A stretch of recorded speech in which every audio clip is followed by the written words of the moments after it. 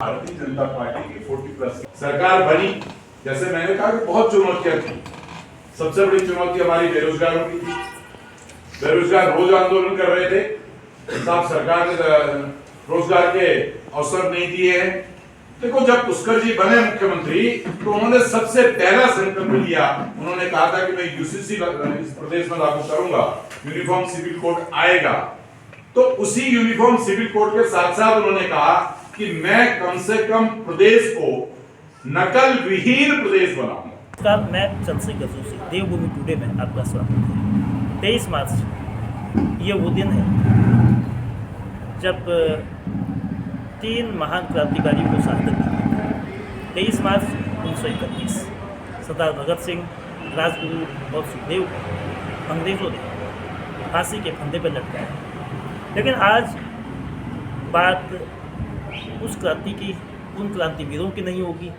उनकी 23 मार्च का दिन उत्तराखंड के संदर्भ में भी महत्वपूर्ण तारीख है।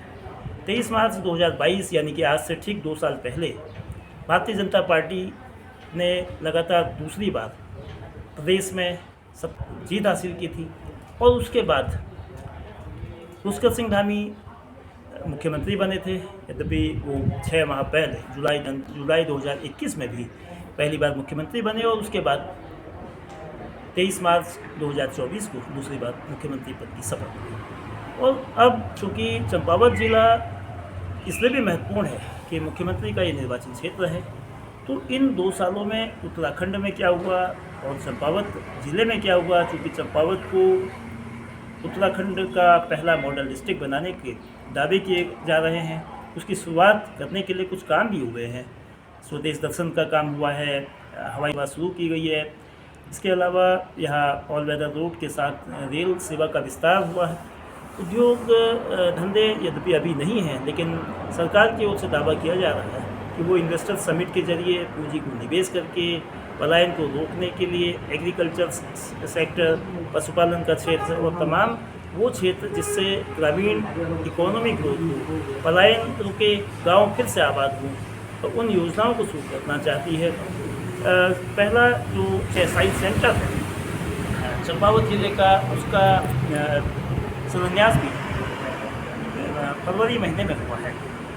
इसी तरह से बहुत सारे ऐसे काम सरकार की ओर से या भारतीय जनता पार्टी की ओर से बताए जा रहे हैं, किए गए हैं। लेकिन बहुत सारी चीज़ें जिसका इंतज़ार लोगों को है वो अभी नहीं हो पाया है। जैसे बार बार ये कहा जाता है कि औद्योगिक उत्तराखंड में पहाड़ी क्षेत्रों की क्या स्थिति होगी, क्या भूमिका होगी, और सारे जो पर्वतीय क्षेत्र हैं वो उद्योग शून्य हैं।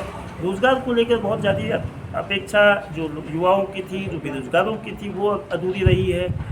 इसके अलावा जो कोर इशूज़ थे, जो स्वास्थ्य का मसला था, जो शिक्षा के बाद उनको हुनरमंद बनाने की स्थिति थी, वो बहुत आगे नहीं बढ़ पाई है। यद्यपि कुछ शुरुआत उस दिशा में करने की कोशिश की गई है। पिथौरागढ़ का मेडिकल कॉलेज बेशक शुरू हुआ है, लेकिन चंपावत जिले के स्वास्थ्य की स्थिति अभी भी पटरी से उतरी हुई लगती है।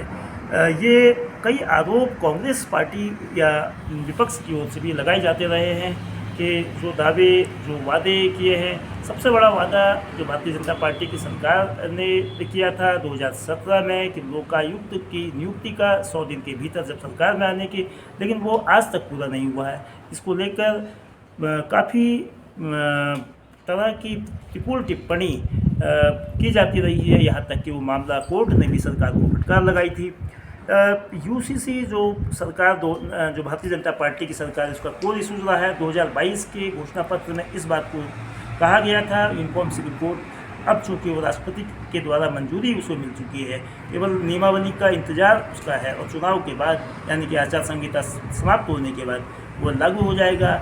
इसी तरह से नकल विरोधी कानून को लेकर चूँकि निष्पक्ष परीक्षा एक बड़ा मुद्दा इस प्रदेश में रहा है। परीक्षाएँ और उसमें योग्य प्रतियोगी पास हों, उस तरह की जो दिक्कतें थी, नकल माफियाओं के खिलाफ जो कार्रवाई करने की बात थी, जो नकल विरोधी कानून के जरिए उसको पूरा करने की, उस पर लगाम कसने की कोशिशें की गई हैं। लेकिन भू कानून को लेकर या जो मूल निवास को लेकर ऐसे मसले हैं जो अभी प्रदेश में बड़े स्तर पर लोगों को उत्तेजित करते रहते हैं, लेकिन सरकार अभी उस पर बहुत तेज़ी से आगे नहीं बढ़ी है। हाँ, समितियों के माध्यम से उन मामलों को एड्रेस करने की कोशिश की गई है, लेकिन जहाँ तक भारतीय जनता पार्टी के नज़रिए को किनारे करें, कांग्रेस या विपक्ष के नज़रिए किनारे, आम लोगों का कहना है कि सरकार उस मोर्चे पर बेहतर काम कर रही है, लेकिन काफ़ी कुछ किया जाना अभी बाकी है।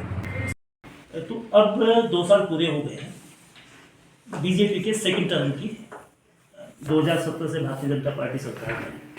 तो इन दो सालों में और पिछले 7 सालों में, क्योंकि मुख्यमंत्री पुष्कर सिंह धामी को भी 2.5 साल हुआ है अगर दोनों कार्यकालों को जोड़ा जाए, तो क्या उपलब्धियां रही और क्या ऐसे काम रहे जिनको जो लगता है कि अभी नहीं हुए हैं और प्रायोरिटी पर है?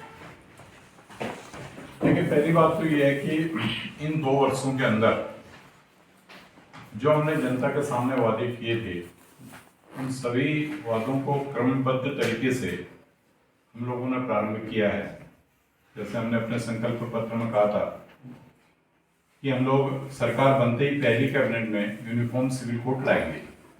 हम लोग लाए, हमने पास कराया, राष्ट्रपति के भी उसमें दस्तखत हो चुके हैं और बहुत जल्दी कानून का रूप लेगा।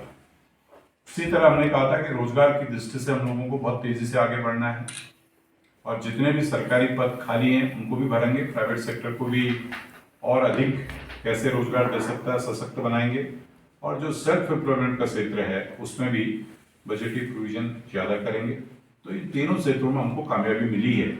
और मैं सरकारी क्षेत्र में तो ये कह सकता हूँ कि भाई पुष्कर सिंह धामी जी की जो विल थी, जो उनकी सोच थी युवाओं को लेकर, वो एक अभूतपूर्व काम उनका हुआ है। पहली बार इन 23 वर्षों में लोक सेवा आयोग के माध्यम से और अन्य एजेंसियों के माध्यम से जो रोजगार दे रही थी, सबसे अधिक रोजगार हमने सरकारी क्षेत्र में 2 वर्षों में दिए। उसी तरह हम लोगों ने जो इन्वेस्टर मीट बुलाई, उसमें अनुमान से अधिक लोगों ने MOU साइन किए और साथ ही साथ जो है कि 1 लाख करोड़ तक लगभग ऐसे लोग हैं कि जो यहाँ पर इंफ्रास्ट्रक्चर शुरू कर दिया उन्होंने बनाना, यानी बहुत जल्दी वो फैक्ट्रीज, वो उद्यम यहाँ पर लगेंगे और जिससे लोगों को रोजगार मिलेगा और सरकार की इकोनॉमी बढ़ेगी। कानून व्यवस्था में भी हम लोग बहुत तेजी से काम कर रहे हैं। महिला सशक्तिकरण है और नए नए क्षेत्रों में रोजगार देने के प्रयास हैं, नई नीतियां हैं, जैसे अभी नई खेल नीति लाए, नई शिक्षा नीति आई है। तो ये तमाम विषयों पर हम लोगों ने, जैसे हमने अभी बोला ही है आज कि 24 महीने 48 काम, पुष्कर धामी जी का नाम, तो ये सारी चीजें हम लोग कर रहे हैं। और आगे भी फ्यूचर प्लान जो आपने पूछा, हम लोगों की जो प्राथमिकता के सेक्टर हैं वो रोजगार का सेक्टर है और सरप्लस इकोनॉमी का स्टेट बने उत्तराखंड, ये हमारा प्रयास है। और टूरिज्म की दृष्टि से हम चाहते हैं कि जिस तरह से केदारखंड यानी हमारे 4 धाम का जो क्षेत्र है वो आध्यात्मिक टूरिज्म की तरह से जैसे बहुत तेजी से आगे बढ़ रहा है, उसी तरह प्रधानमंत्री जी ने 12 अक्टूबर को पिथौरागढ़ में कहा था कि अब बारी मानस खंड की है। तो यानी पुण्यागिरी धाम से लेकर, श्यामला से लेकर मायावती, चंपावत, रीठा, ये सबसे लेकर पिथौरागढ़ में अपना चौकुड़ी है, मुनस्यारी है, पाताल गुनेश्वर है, पिथौरागढ़ प्रॉपर है, आदि कैलाश है, ओम पर्वत है, थलकीदार ध्वज है, ये जितने यहाँ के स्थान है। उसके साथ साथ हमारा जो फिर नीचे अल्मोड़ा जनपद में हम जागेश्वर की बात करें, कैची धाम की बात करें और उधर द्वाराहाट की बात करें, तो ये सब मानस खंड के अंदर अभी प्रधानमंत्री जी ने जो बोला है उसको धामी जी साकार करने में लगे हैं और मुझे लगता है कि ये भी हमारे फ्यूचर प्लान में है। ऐसे अनेकों योजनाएं हैं कि जो हम लोग आगे करना चाहते हैं और मूल हमारा फोकस है कि भाई उत्तराखंड रोजगार की दृष्टि से मजबूत बने, शिक्षा की दृष्टि से मजबूत बने। हम जिस नाम से जाने जाते हैं, देवभूमि के नाम से, हमारी संस्कृति, हमारी परंपरा वो विद्यमान रहे, उस पर कोई छेड़छाड़ न करे, ये हम होने भी नहीं लगे। तो ये सारे विषय हमारे मूल रहेंगे और भाईचारे का एक वातावरण बने। उत्तराखंड देवभूमि के नाम से जाना जाता है, शांत प्रदेश के नाम से जाना जाता है, ऋषि मुनियों के नाम से जाना जाता है, तो वो कायम रहे, ये हमारी मूल भावना रहेगी और मूल काम है। जो आपने कहा कि इन्वेस्टर समिट में काफ़ी पूंजी जो लक्ष्य से अधिक आ रही है, लेकिन उत्तराखंड के 13 जिलों में से तकरीबन 10 पहाड़ी जिले उद्योग को लेकर अभी भी बहुत पिछड़े हैं। आपका खुद पिथौरागढ़ जिला हो या मुख्यमंत्री पुष्कर सिंह धामी का चंपावत जिला हो, और समूचे पर्वतीय क्षेत्रों में उद्योग शून्यता है एक, और दूसरा साथ में जो एग्रीकल्चर सेक्टर है उसकी अपनी समस्याएं हैं। वो पलायन उससे जुड़ा हुआ है। तो पलायन को रोकने के लिए, उद्योगों को विस्तार देने के लिए, इन्वायरमेंट को बचाते हुए कैसे सरकार आगे काम कर रही है? ये है कि इसके लिए जो हमारे पर्वतीय जिले हैं, यहाँ पर हम लोग जो काम कर सकते हैं जिस क्षेत्र में, जैसे हम टूरिज्म के क्षेत्र में काम कर सकते हैं, हम होम स्टे को बढ़ावा दे रहे हैं। हम पुराने जो हमारे संस्कृति परंपरा जो कल्चर है उसको हम बढ़ावा दे रहे हैं। हम साथ ही साथ चाहते हैं कि भाई यहाँ पर को हर्बल की खेती हो, यहाँ पर हॉर्टिकल्चर डेवलप हो, यहाँ पर फ्लोरिकल्चर डेवलप हो। और ये सब डेवलप करने के लिए हमको सबसे पहले इंफ्रास्ट्रक्चर देना पड़ेगा। तो इंफ्रास्ट्रक्चर देने की दृष्टि से अगर आप देखते हैं तो अभी जिस तरह से टनकपुर से पिथौरागढ़ तक के ऑल वेदर रोड बनी है, इसी तरह भारतमाला प्रोजेक्ट में हमारी सभी सड़कें और एनएच की हमारी सभी सड़कें डबल उस पर आ रही हैं। आने वाले 2 साल में आपको लगभग इस पर्वतीय क्षेत्र की सभी सड़कें आपको 12 मीटर चौड़ी मिलेंगी। जिस दिन 12 मीटर चौड़ा इंफ्रास्ट्रक्चर मिलेगा, जिस दिन ऋषिकेश से लेके कर्णप्रयाग तक रेल जाने लगेगी, जिस दिन पिथौरागढ़, बोचर, चिलियालीसोड़ के हवाई पट्टियां चलने लगेंगी, तो एक अद्भुत परिवर्तन आपको देखने को मिलेगा। अब आप देखिए पिथौरागढ़ मेडिकल कॉलेज बहुत तेजी से बन रहा है, अल्मोड़ा मेडिकल कॉलेज हमारा चालू हो गया है, आदि कैलाश का हमारा जो रोड है उस पर काम बहुत तेजी से चल रहा है, टनकपुर जौनजीबी का हमारा जो प्रोजेक्ट है उसके लिए हम लोग लगे हैं, जल्दी से जल्दी प्रारंभ हो जाए।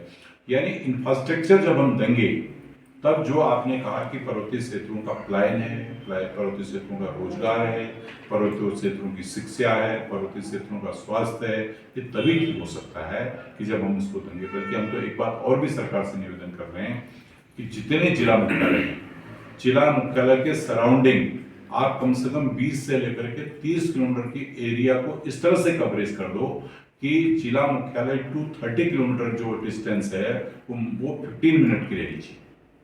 अगर हम 15 मिनट 20 मिनट को अपने जिला मुख्यालय से अपने 30 किलोमीटर के एरिया को जोड़ देते हैं तो एक अद्भुत परिवर्तन आएगा। तो यानी इन सब विषयों पर अभी सरकार बहुत मजबूती से काम कर रही है। जहाँ पर जिस एक्सपर्ट को हमको बुलाना है उसको हम लोग बुला रहे हैं, जहाँ पर हमको फंडिंग की तो कोई दिक्कत ही नहीं। मतलब प्रधानमंत्री जी तो हम लोगों के लिए जो है कि वरदान है। जब भी हम जहाँ से जिस क्षेत्र के लिए पैसा मांगते हैं उस क्षेत्र के लिए वो पैसा देते हैं। अभी हमारा सिद्धधाम का जो कॉरिडोर बन रहा है गुंजी में, उसके लिए उन्होंने कह दिया भरपूर मात्रा में आपको पैसा दे रहे हैं। जागेश्वर धाम के कॉरिडोर के लिए पैसा दे रहे हैं। अभी जो हमारा ये कैंची धाम का मंदिर है उसके लिए जो है कि टनल व्यवस्था से अंदर से रोड निकाल करके वहां पर उसको हम लोग ठीक कर रहे हैं। पुण्यागिरी धाम का रोपवे का काम हमारा शुरू हो गया है। श्यामला ताल के लिए हम लोगों ने भी पैसा दे दिया है। सूखी डांग से लेकर के रीठा को जोड़ने के लिए हमने सड़क को जो है बहुत तेजी से उसको हमने चालू किया है। उधर हम बात करते हैं बागेश्वर जिले की, बागेश्वर कपकोट से लेकर समा, बराड़ी, मुंगसैरी, जौनजीबी और उसको सीधे हम कैलाश मानसरोवर वाले रोड में जोड़ रहे हैं। वहाँ अभी जो हमारे कैलाश मानसरोवर रूट है उसमें जो पिथौरागढ़ से धारचूला तक की सड़क है वो तो लगभग बन चुकी है। धारचूला से लेके आगे बूंदी, बूंदी से आगे गुंजी, गुंजी से आगे लिपुले, 3 उसके टेंडर वहां पर को लगे हैं, चौथा आदि कैलाश का लगा। यानी 4 टेंडर भारतमाला प्रोजेक्ट में ग्रीफ में लगा करके वो काम शुरू हो रहा है। मतलब एक अभूतपूर्व। और अगले उसमें तो मुझे लगता है कि हमको टनकपुर बागेश्वर रेल का भी काम शुरू होगा और फर्स्ट फेज में जो टनकपुर से लेके घाट तक का है मुझे लगता है कि वो 2025-26 में वो भी प्रारंभ के घोषणा पत्र में भारतीय जनता पार्टी का भी था और अब राष्ट्रपति की भी मंजूरी हो गई है, नियमावली बनने के बाद लागू हो जाएगा।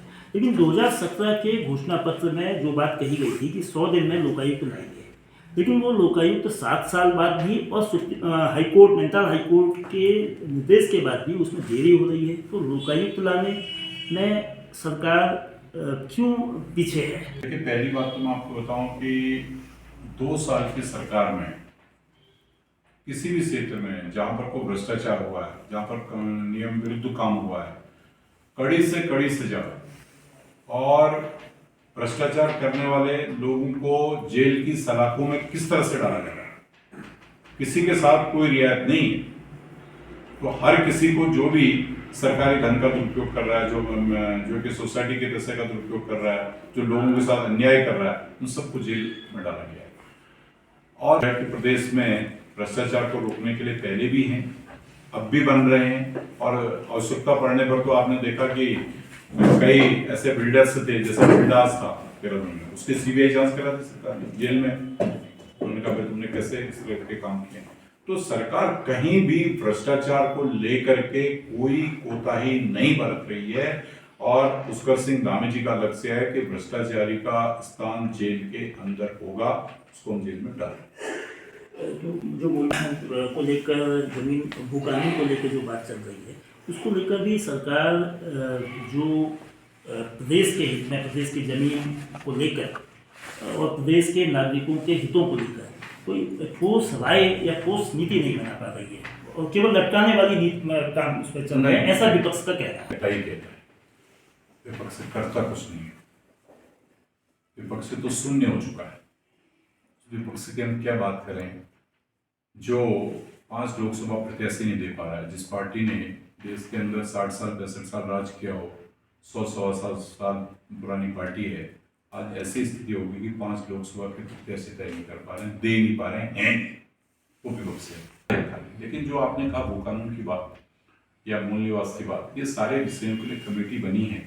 मैं बहुत विश्वास के साथ आपको कह सकता हूँ कि कोई लटकाने वाली हमारा नीति नहीं है, ना हम लटकाना चाहते हैं। उस कमेटी की अभी रिपोर्ट कुछ आ गई है, कुछ आनी है। जो ही चुनाव खत्म होगा उसके बाद निश्चित तौर पर एक ठोस नीति जिससे उत्तराखंड के नागरिकों को उनके अधिकार प्रदत्त हों, ऐसी नीति हम लोग बनाएंगे, वो सब आपके सामने आएगी। इलेक्टोरल बॉन्ड को उसमें बिठा दिया गया है सुप्रीम कोर्ट के द्वारा, लेकिन भारतीय जनता पार्टी उस पर क्यों कोई स्पष्ट राय रखना, क्या वो एक प्रकार से जो उद्योग था सत्ता का जिस लोग तो देश हित में, भारतीय जनता पार्टी कोई भी काम करे देश हित में करती है। ये सर्वविदित है, सबको पता है कि भाई कोई भी प्रत्याशी चुनाव लड़ता तो पैसा खर्च होता है। तो हम उस पर ट्रांसपेरेंसी लाना चाहते हैं। हम चाहते हैं कि अगर कोई भी पैसा खर्च हो तो वो इस तरह से पैसा खर्च हो कि सबकी नजरों में रहे।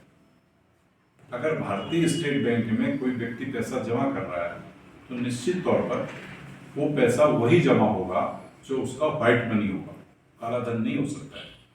आज तक देश के अंदर क्या परंपरा थी कि लोग काले धन का प्रयोग चुनाव में करते थे या पॉलिटिकल पार्टियों को चलाने के लिए करते थे। तो मोदी सरकार की नीति थी कि भाई हर चीज जो है ट्रांसपेरेंसी से जनता के सामने हो। देखिए ऐसा बहुत एकदम किसी चीज को उन्होंने भी, माननीय न्यायालय ने भी नहीं बोला, उनकी कुछ शंकाएं हैं। तो उन शंकाओं का जो भी उनकी शंकाएं हैं उनका जो है कि जवाब अभी तो चुनाव है, चुनाव के बाद सरकार देगी। और हम चाहते हैं आज कि देश के अंदर, प्रदेश के अंदर ट्रांसपेरेंसी से चुनाव हो।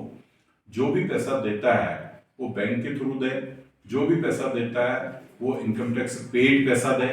जो पब्लिक का पैसा है, पब्लिक के जो संसाधन है उसका दुरुपयोग न हो, सोसाइटी में उसका गलत मैसेज न जाए। इस तरह की भावना भारतीय जनता पार्टी के वही काम हमने किया है। और उसमें जो माननीय न्यायालय की शंका होगी, अभी चुनाव होंगे उसके बाद उसमें चर्चा होगी। तो अब चूंकि अगले महीने चुनाव है तो उत्तराखंड में जो 5 सीटों के लिए देश से अलग, अन्य राज्यों से अलग, इन 5 सीटों पर क्या खास मुद्दे होंगे जिसको लेके पार्टी? तो लोकसभा के चुनाव में तो मुद्दे राष्ट्रीय होते हैं। आज तो देखो जो चुनाव हो रहा है, मैं बार बार अपनी सभाओं में कहता हूँ, आपने तो बहुत चुनाव देखे हैं, आप हमारे बहुत पुराने मित्र रहे। पहले जब चुनाव होते थे तो लोग, पत्रकार मित्र भी अपनी टिप्पणी लिखते थे, आशंकाएं लिखते थे, साहब इस बूथ में ऐसा होगा, इस क्षेत्र में ऐसा होगा, यहाँ प्रत्याशी ये होगा, यहाँ प्रत्याशी होगा, यहाँ ऐसी फाइट है, यहाँ ऐसी फाइट है। देखो ये पहला देश का एक ऐतिहासिक ऐसा चुनाव है। आज चर्चा ये है ही नहीं। आज चर्चा ये है कि अल्मोड़ा पिथौरागढ़ का सांसद कितने लाख वोट से जीतेगा। आज चर्चा ये है कि चंपावत विधानसभा ज्यादा से जीतेगा या लोकसभा लोहाघाट ज्यादा से जीतेगा। आज ये चर्चा है और यही चर्चा देश के अंदर है। मोदी जी ने कहा है कि 370 पार भाजपा और 400 पार एनडीए। इसलिए मेरा जो मानना है वो ये है कि भाई जो राष्ट्रीय मुद्दे हैं वही हमारे मुद्दे भी, नेशन फर्स्ट। भाई जब राष्ट्र के अंदर एक सुदृढ़, एक मजबूत सरकार होगी, क्योंकि हम तो जो हिमालय राज्य के लोग हैं, सारे लोग, हम लोग लगभग हमारी इकोनॉमी इतनी कमजोर है, केंद्र पर ही निर्भर रहते हैं। तो अगर केंद्र में मजबूत सरकार होगी, केंद्र में मोदी जी की सरकार होगी, तो हम जितना पैसा मांगेंगे उतना पैसा हमको मिलेगा, हमारा विकास होगा। यही हमारे मुद्दे। भाजपा के जो है 2 साल पूरे हो चुके हैं और माननीय मुख्यमंत्री जी का 6 महीने पहले भी उनको कार्यकाल मिला। कुल मिलाकर के 2.5 साल तो धामी जी की को ही जो है अपने इस उत्तराखंड में कार्य करने का मौका मिल गया है। 5 बिल्कुल भी कोई ऐसी खास उपलब्धियां नहीं हैं जो कि जो है इनको पास किया जा सके, ग्रेस नंबर दिया जा सके। आप यहाँ लगाइए जो इनकी जो मूलभूत जो इनके जो वायदे थे, चाहे इनके केंद्र सरकार के रहे हों चाहे उत्तराखंड सरकार के रहे, उनका था मूल उद्देश्य था कि हम महंगाई कम करेंगे और स्वास्थ्य सेवाएं हम बहुत बेहतर करेंगे, शिक्षा व्यवस्थाएं हम बहुत अच्छी करेंगे। तो आप लोग रोजगार, युवाओं को रोजगार देंगे, किसानों को हम उनका डबल उनकी आय करेंगे। तो कहीं पर आप ये लगाइए, इन जितने शब्द मैंने आपको गिनाए हैं कहीं पर भी लगाइए कि आप शिक्षा व्यवस्था इनकी पूरी तरह चौपट है, स्वास्थ्य व्यवस्था इनकी पूरी तरह लड़खड़ाई हुई है, आप लगा सकते हैं। इसी माननीय मुख्यमंत्री जी का क्षेत्र है ये। परसों ही मुझे मेरे संज्ञान में था कि जिसमें आपने देखा होगा कि एक बस से जो है एक पैसेंजर के हाथ पे नटबोल्ट घुस गया था, उसको निकालने तक की यहाँ कोई व्यवस्था नहीं है। ये माननीय मुख्यमंत्री जी का क्षेत्र है। मैं कोई उसमें ऐसी वैसी बात नहीं कर, जब तक हम इन मूलभूत समस्याओं से हम को इनको क्लियर नहीं करेंगे तब तक हम कहीं पर भी किसी भी कोई चाहे कोई अपनी पीठ जो है स्वयं कितनी ही थपथपा ले, लेकिन जो वास्तव में है तो वो कुछ भी नहीं है। मतलब किसी भी क्षेत्र में आप लगा लीजिए, आप स्वास्थ्य का मैंने हाल बताया कि यहाँ पर कोई मशीनें हैं लेकिन उनको ऑपरेट करने वाले लोग नहीं हैं। जब इस इतने बड़ी विधानसभा में मुख्यमंत्री जी के ही क्षेत्र में जो है इस तरह की स्थितियाँ हैं तो हम पूरे उत्तराखंड की बात और देश की बात तो रही दूर की बात। अब आप ये लगा लीजिए जिस तरह से आज ही इनका जो इलेक्ट्रल बॉन्ड है, इलेक्ट्रल बॉन्ड पर ही आप लगाइए कि ऐसी ऐसी कंपनियां हैं जिन्हें मात्र जो है 1 करोड़ का उनका जो है उनकी प्रॉफिट है और 200 करोड़ का जो है चंदा दे रही है। तो भाई आखिर ये चीज़ें क्या हैं? ये पब्लिक को जो है एक तरह से जैसे जिस तरह से ये कहते हैं इनके पास जो इनके उद्देश्य थे उससे तो ये भटक गए। अब भगवान राम का नाम इन्होंने मंदिर का इन्होंने लोकार्पण किया, इन्होंने प्राण प्रतिष्ठा करी, लेकिन इनका यही है कि सुबह शाम जो है भगवान का नाम लो और दिन भर जो है यूसीसी करो। अब यूसीसी आप लगा लीजिए कि अपनी पीठ थपथपा रहे हैं। अब यूसीसी जो है पूरे देश का मुद्दा है, ये एक उत्तराखंड को लेके यूसीसी नहीं है, पूरे देश का मुद्दा है। जब देश का ही मुद्दा था तो भाई देश के मुद्दे पर जो है बात होनी चाहिए थी। उत्तराखंड में यूसीसी बना करके हम लोग क्या करेंगे? तो मेरे तरह से मैं तो इनका पूरा जो 2.5 साल रहा है और जो 4-4.5 साल पिछला रहा है उसमें पूरी तरह से भाजपा फेल हुई है। अब आप लगाइए, अभी लोकसभा के चुनाव चल रहे हैं, इनके सांसद महोदय का कितना विरोध हुआ भाई। ये कह रहे हैं कि वहाँ खेती खान में उतना विरोध हुआ, हम ये कह रहे हैं कि जो गाँव आपने आदर्श बनाने के लिए गोद लिए थे, क्या वो गाँव अभी भी आपकी गोद में है या उनको छोड़ दिया है? भाई आपने किस उद्देश्य से उन गाँव को गोद लिया था? आपने कहा था कि हम उसमें आदर्श से उन गाँव को आदर्श बनाएंगे। आपने कोई ऐसा गांव बता दीजिए। हमारा यहाँ पर सल्ली है सबसे नज़दीक में, सल्ली गांव भी मुझे ध्यान है कि हमने आदर्श उसमें गोद लिया था। क्या उस सल्ली गांव में सारी मूलभूत समस्याओं से पूरी हो गई हैं? अभी खेती खान में कह रहे, बड़ी मुझे हंसी आई वो कहते हैं कि ये तो कांग्रेस के लोग हैं। अरे भाई, जब आपने उस गांव को गोद लिया है तो वहाँ वास्तव में अगर आपने 40 योजनाएं आप गिना रहे हैं, उन 40 योजनाओं का आप बोर्ड लगा लीजिए ना, साइन बोर्ड लगाइए वहाँ कि भाई हमने देखिए ये 40 काम हमने करे हैं। चाहे उस अब काम हुए ही नहीं है तो उसका गांव का चाहे कोई भी जनप्रतिनिधि हो, कोई भी संगठन हो, उस बात को अगर उठाता है तो क्या गलत है बताइए? तो ऐसी कई इनकी समस्याएं, मेरा मानना है पूरी तरह से इनका जो कार्यकाल रहा है पूरी तरह फेल साबित हुआ है। और जो लोकसभा चुनाव है इसमें निश्चित तौर पर कांग्रेस जो है 5 की 5 सीटों में जीतने जा रही है। पुष्कर सिंह धामी जी जो हमारे सीएम साहब हैं उनके कामों से तो संतुष्ट हैं। काफ़ी अच्छे हैं, चंपावत का विकास हो रहा है, हॉस्पिटल की सुविधाएँ अच्छी हो रही हैं। यहाँ हॉस्पिटल में काफ़ी काम का कार्य किया था और चलने वाला है। लेकिन थोड़ा ये है कि जो जिनको राशन कार्ड जो गरीब हैं, जो जैसे BPL वो अंत्योदय वाले थे, उनको न मिलने के बजाय किसी और को मिल रहा है वो फ़ायदा। जो सेठ लोग हैं, नौकरी वाले हैं, उनको मिल रहा है। जो गरीब हैं हकीकत में उनको ये राशन पानी की व्यवस्था नहीं मिलती है। और दूसरी बात, स्वास्थ्य सेवाएँ बहुत बढ़िया हैं, चंपावत में काम चल रहा है। धामी जी की सरकार जो है हम संतुष्ट हैं। थोड़ा उसी से हैं कि बस गरीबों का वो देखें, जो पैसा आ रहा है वहाँ से मतलब वो गरीबों तक पहुँच नहीं रहा है, बीच में ही से वो गायब हो जाता है। सबसे पहले तो मैं बधाई देना चाहूँगा भारतीय जनता पार्टी की सरकार को कि आपने 2 वर्ष का कार्यकाल सफलतापूर्वक पूर्ण किया है। और इसके बाद जो 7 साल का, उसके बारे में मैं ये कहूँगा कि पिछला कार्यकाल काफ़ी निराशाजनक रहा था। पुष्कर सिंह धामी जी जब आए तो उन्होंने ताबड़तोड़ बैटिंग की। उसके उपरांत जो है जनता का विश्वास हासिल किया और दोबारा सत्ता में आए। और चंपावत के लिहाज से मैं कहूँगा बहुत बेहतरीन कार्य कर रहे हैं। और जो चंपावत को उन्होंने दिया है और जो अगले 5 वर्षों में देंगे वो भी अकल्पनीय है, अद्भुत है। और दूसरी बात, जो प्रदेश के कार्यकाल के रूप में मुख्यमंत्री के रूप में, वो उसके बारे में हम ये कहना चाहेंगे कि किसान निराश हैं, जंगली जानवर खेती को उजाड़ रहे हैं और घोषणाओं में बहुत कुछ है, सरकार की स्कीमों में बहुत कुछ है, लेकिन धरातल पर कुछ भी नहीं है। और भ्रष्टाचार पे जहां लगाम लगाने की बात है वो सरासर गलत है। भ्रष्टाचार बिल्कुल नहीं रुक रहा है। जो निचले स्तर का भ्रष्टाचार है, जो अफसरशाही है, वो कहीं भी रुक नहीं रही है। और चंपावत के लिए अच्छा कर रहे हैं। चंपावत के लिए काफ़ी घोषणाएं की हैं, काम भी हो रहा है। और प्रदेश के स्तर पर जो भ्रष्टाचार रुकना चाहिए था और जिस हिसाब से विकास होना चाहिए, जो मतलब शो हो रहा है, वो धरातल पर नहीं हो रहा है।